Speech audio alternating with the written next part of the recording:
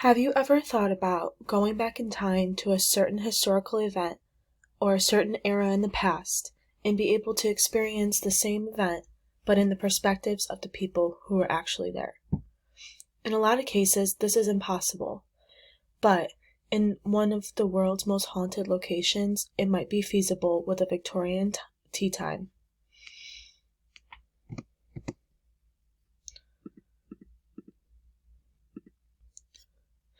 Alton, Illinois. Alton, Illinois is home to over 25,000 people.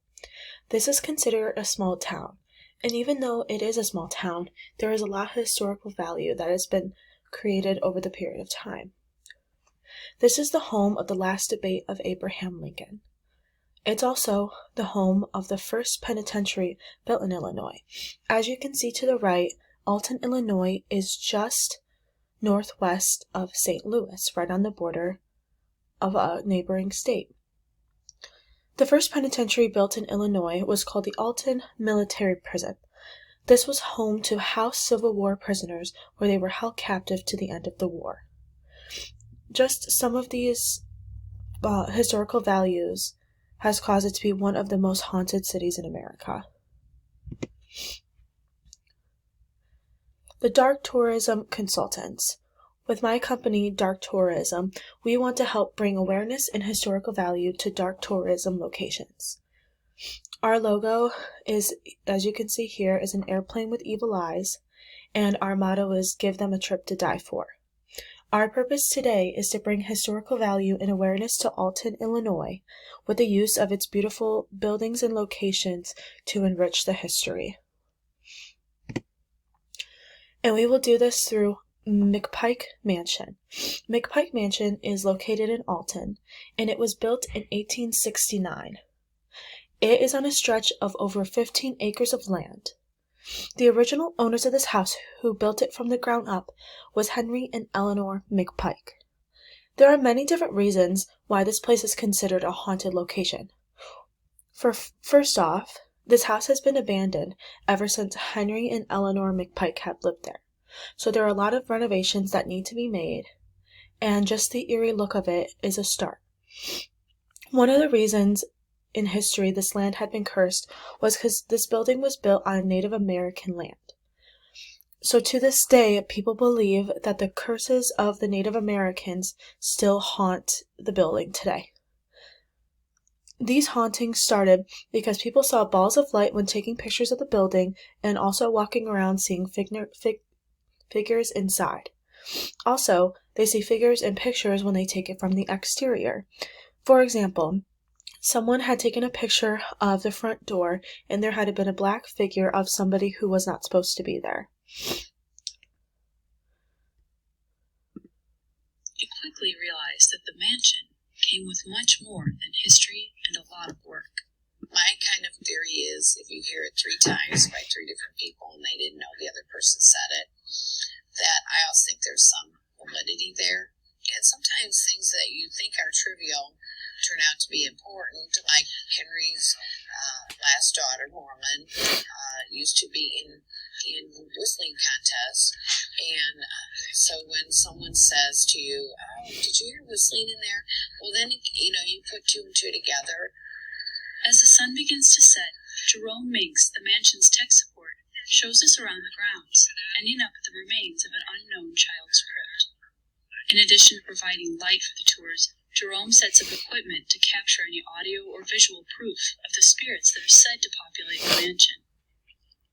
He's been working with the mansion tours for over a decade and keeps a record of any ghostly encounters that guests, or for that matter, he, might have had. As you can see here through this video, a lot of volunteers do go to the premises to help take care of the location and also to find out more about it. One of the volunteers found an unknown tomb of a child, and that adds to the mysterious history of this particular location. Also, as time goes on, more and more volunteers are helping out with that building, and they're hearing more and seeing more than ever. So, with the eeriness and the mysterious history of this location, I would want to take advantage of its beautiful architecture from the 1800s. So it was built in 1869, which is in the prime of the Victorian era. There was a lot of stereotypical things about the Victorian era that we could definitely dive into and help create the perspective of you went back in time and you were actually there with Henry and his wife. Some things about the Victorian era was they had established tea times, so they would have tea parties at their locations in the different houses, and their house was actually used for tea times in the past. They were also known for wearing ball gowns, having servants that would act as waiters and waitresses, and as dark tourism consultants, we want to help recreate the Victorian tea time with a little bit of a dark twist on it. Victoria Tea Time Ghost Tour at Midnight. Now, this would be the name of the ghost tour that we would provide for people. When somebody buys a ticket to come to the tea time, it would be from the McPikes, it would be an invitation sent back to them. So it's almost like an invitation from the dead.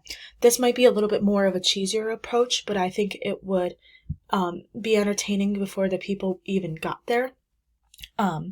It would be a haunted tea party, tea time, with different finger pastries, regular food, and everything that people would eat at an actual tea party to really create that feeling. Since this ghost tour would be at midnight, we would have tea time on the front porch at midnight, so it would be completely dark outside with very little lighting besides on the table so people could see what they're eating. And we would dress up the waiters and or volunteers as servants. These servants wouldn't speak or associate with the guests because they're supposed to be the dead spirits of the servants that had died there. And this is all to recreate the feeling of they're actually seeing the perspective from the McPikes. Research had said that the mediums feel the most energy in the cellar. So then we would go to a cellar tour. So on the left here, you can see that is a cellar that is underneath the house. It's one of the only parts of the house that is accessible because of the need for renovations. So the cellar tour would start about 1:30 a.m. and that just adds to the spookiness of it. It would be candlelit, so there would be no lights around the house unless there was a certain part of the cellar or the house that you would like to highlight. It would be candlelit downstairs as well. And the purpose of this is to go down in the cellar and tell the story of the McKnight mansion. But everything is from the POV of the McKnights. So when they talk about the servants or deaths in the house, they're saying it from Henry or Eleanor's perspective. So Henry did die in the house, and so did his wife and their kids.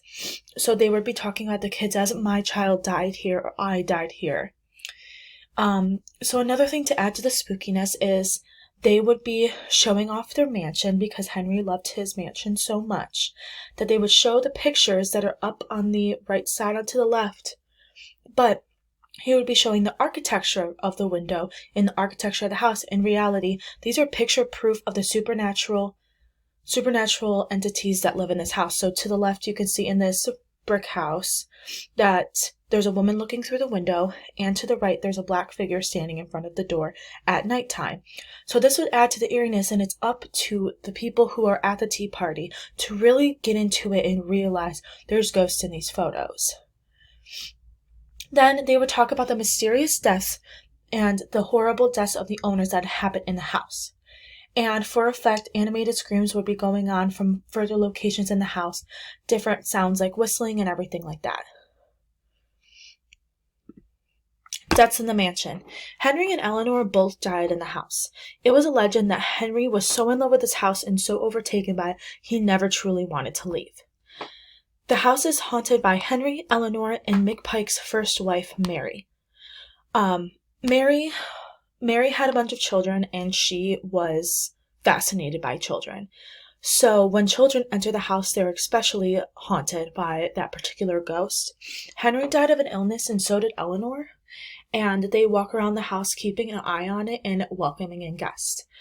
So for McPike's first wife, she's very friendly, and she wants to help welcome the guests and children. A source says She might tug on your hair a little bit or even touch your ear. So throughout these different times, we can talk about that, and maybe we could have different waiters and waitresses walking around and touching somebody's ear. Just, it could be cheesy, but it could also be like a jump scare. And it's also written that Henry stands at the top of the steps while guests explore the cellar. I think this would be a great point to sell, especially with different pictures of a figure standing at the top of the cellar, because while the guests are down in the cellar, it would be really creepy thing, because that is the only exit to the cellar. Different benefits and their purpose for all of this. We believe at Dark Tourism Consultants, with the help of this midnight ghost tour, it would be able to help pay for different renovations with the help of volunteers, and possibly even eventually being able to compensate those volunteers. In history, there had been a lot of vandalism to the house and in the area of the historical buildings, so it would be nice to be able to have either security or re-fence the area to keep out criminals, and to raise money and awareness to restore historical buildings in Alton in general. It is a very old city, and it would definitely benefit from that. And here are my references. Thank you.